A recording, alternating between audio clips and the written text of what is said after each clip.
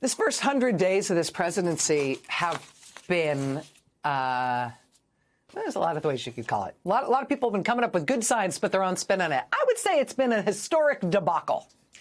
But I would also say that one of the most important things to know about that is that the country is very clearly wide awake to it, right? This is not a secret.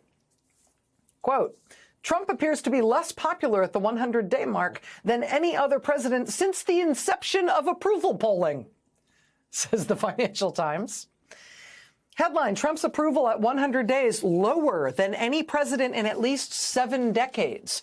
Headline, poll finds more Americans give Trump an F than any other grade for his first 100 days. They asked Americans to grade him. More Americans gave him an F than any other grade. Headline, new polls reveal Americans, including Republicans, losing faith in Trump. And you pile on top of that the economic judgment that is pouring in now in reaction to Trump's bizarre economic policy decisions. Donald Trump's first 100 days mark worst for U.S. stock market since Gerald Ford. U.S. stocks have underperformed the rest of the world this year by the widest margin in more than 3 decades, as Trump's erratic policymaking sparks an investor exodus from American assets. Quote, U.S. economy shrinks 0.3% in the first quarter as Trump trade wars disrupt businesses. U.S. economy shrank in early 2025 as Trump tariffs sapped growth. I mean, it's bad. I would say it's an historic debacle. But, you know, it's not over yet. We're only 100 days in. How's he handling this bad news? How are his political skills at this moment for handling a political moment like this? Well, here's another headline for you from today.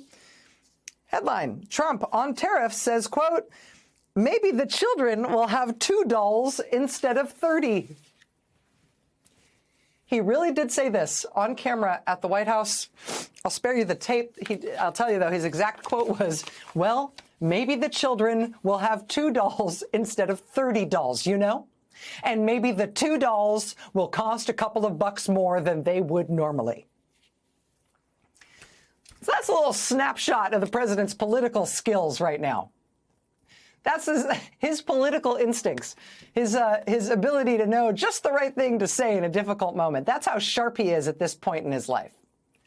He is handling the disastrous American public opinion polling and his performance thus far, and the self-imposed total self-immolation of the U.S. economy by telling America's children, you know what? You have too many toys anyway. Suck it up, kids. Also, buy my crypto coin. You can maybe tie it all up in a bow with this new polling from the Public Religion Research Institute. Axios got the first look at this polling, and I think their headline on it sums it up well. Quote, most Americans see Trump as a, quote, dangerous dictator. And that's exactly what that poll found. I mean, the exact phrase that was put to people in this large, well-respected poll was, President Trump is a dangerous dictator whose power should be limited before he destroys American democracy. Do you agree? The answer was yes. By 8 points, yes, a majority of Americans agree with that. 52% of the country agrees with that. Break it down along racial lines, 67% of Black Americans agree that Donald Trump is a dangerous dictator whose power should be limited before he destroys American democracy. 67% of Black Americans. Latino Americans, 63%. Asian American or Pacific Islander, 58%. It's only white people among whom a majority do not agree with that statement, but even among white people, it's still 45%. A dangerous dictator whose power should be limited before he destroys American democracy. Speaking of Trump's power being limited, court losses keep piling up for him. Trump is now being forced by the courts to reinstate the more than 1,400 people he tried to fire from the Consumer Financial Protection Bureau.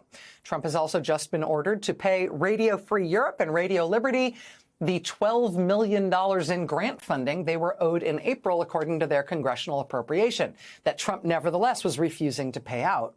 And that ruling is important in its own terms. But in that ruling, you should know, there was sort of an important sort of statement that went along with it. Language in the ruling from the judge in this case, who is a very conservative 81-year-old Ronald Reagan-appointed judge in Washington. He closed his ruling in this case by noting that the constitutional paradigm that mandates that Trump can't block this funding that was approved by Congress, that constitutional paradigm, in the judge's words, is, quote, a framework that has propelled the United States to heights of greatness, liberty, and prosperity unparalleled in the history of the world for nearly 250 years. If our nation is to thrive for another 250 years, each co-equal branch of government must be willing to courageously exert the authority entrusted to it by our founders. Judge Royce Lamberth, deeply, deeply conservative veteran judge in the Federal District Court yesterday in Washington. What a time, right? I mean, this is the end of the 100 days. This is the start of the second 100 days. And here's Donald Trump, less popular than any president has been at this point in his presidency since the dawn of modern polling. He's like blaming Joe Biden for everything he's doing. He's complaining that the polls must be fake, all of them. He's telling America's kids that, you know what, they've had it too good and that's about to change. While meanwhile, the courts are finding their voice, and the people never lost theirs in the first place. Second 100 days.